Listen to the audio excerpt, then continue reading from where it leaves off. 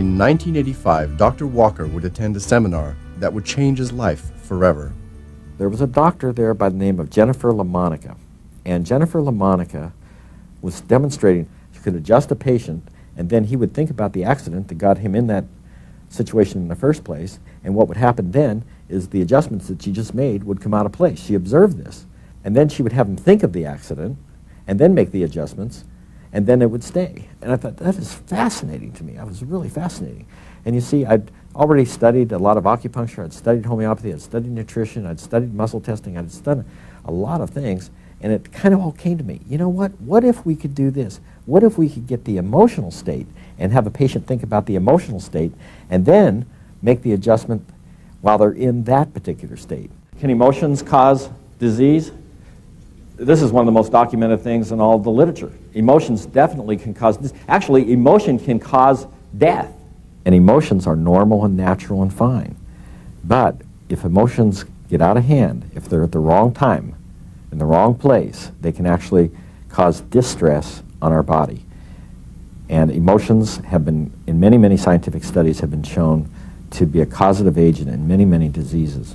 So what I want to do is I want to see what's going on with you and see if we can fix you. And what's your main complaint? My main complaint is my neck seems stiff, just gets all tightened up. It's hard to move my head completely from side to side, and it just sort of...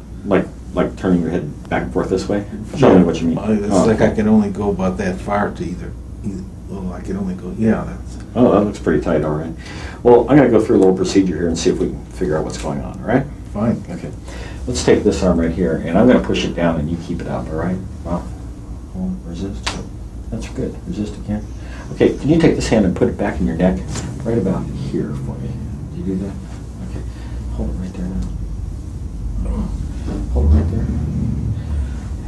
Your body seems to be saying there's an emotional component to this problem. And I don't know if it's everything, but at least it's part of it. So we have a procedure we go through, kind of like a little game. And you can stop anytime you want to, but it's usually pretty harmless. Do you want to play? Yes. Okay, great. This can only be about two things. There only is two things, money and love. Money means money, job, finances, career, you know, the material world, things. And then there's everyone you've ever loved or once ever loved you. And in that category, there's like family and friends. So let's try for a family member first. Family member. Okay.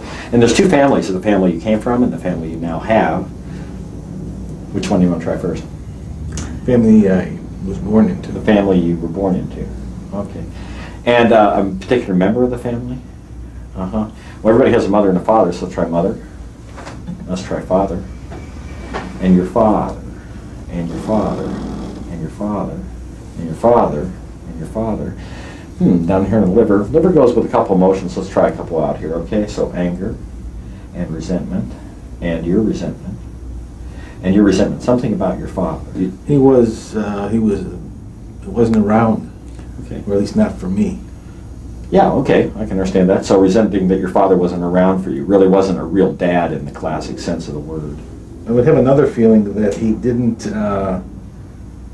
like me or didn't want me there.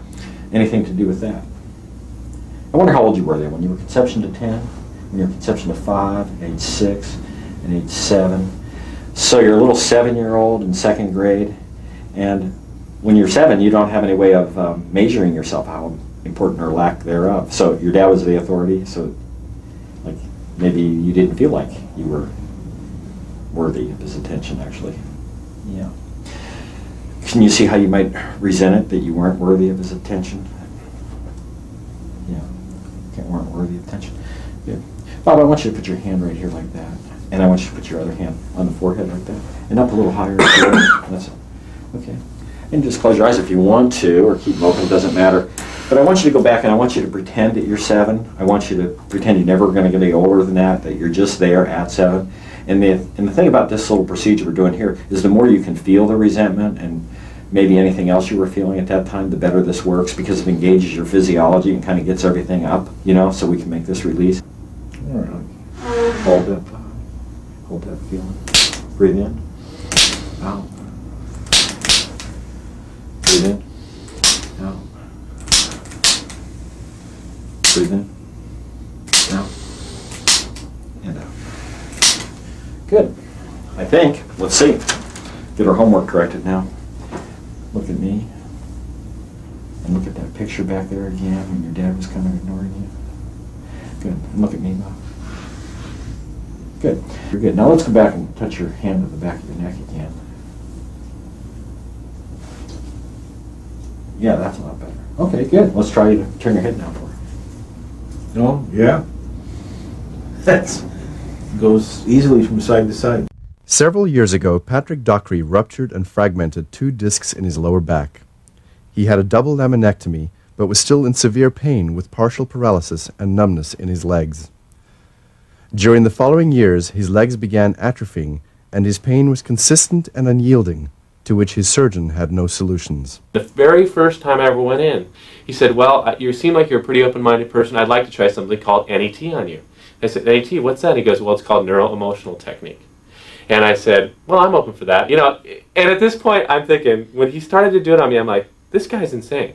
He started working on me. Next thing you know, he found all these issues. It was some issues when I was a kid or my brother, or I don't remember, it's so long ago. But literally, that very first time, there was a lot of relief. I mean, it was amazing pain, but there was a lot of relief the very first time. I'll tell you, within 4 days, I came back every day sequentially. Within 4 days, I no longer had pain. It's never what you know or what you learn. It's what you let go of that makes you free. You make the choice doesn't make you. I was at one of these seminars, and a doctor by the name of Bob Curry came up to me and said, Howard, I think I found it. I think I found a missing link, and you need to see this guy's name's Dr. Scott Walker. He's in Encinitas, California, and he knows all about the emotional side of the triangle. He's put together a simple, easy to use, easy to duplicate technique where everybody can tap into and do. And I said, really? Okay, I'll check it out. So I went, and I was blown away because it's been so long since I've seen that much passion and that much excitement in a person like I saw in Scott Walker. Sad fact is that more people will spend more money in their last 2 weeks of life on trying to stay alive than they will in their whole life on their health. And it's sad, and it's true, and it's what's going on in America. We have a disease care country, not a health care country. And people are rampantly all over seeking for health care. They don't know where to find it. And I promise you this, whether you're a practitioner, or you're a patient, or you're somebody just happen to stumble along and see this video, you need to find out about NET. You need to get under NET care. You need to do it with somebody who's qualified to do it. You need to do it now, and it'll change your life.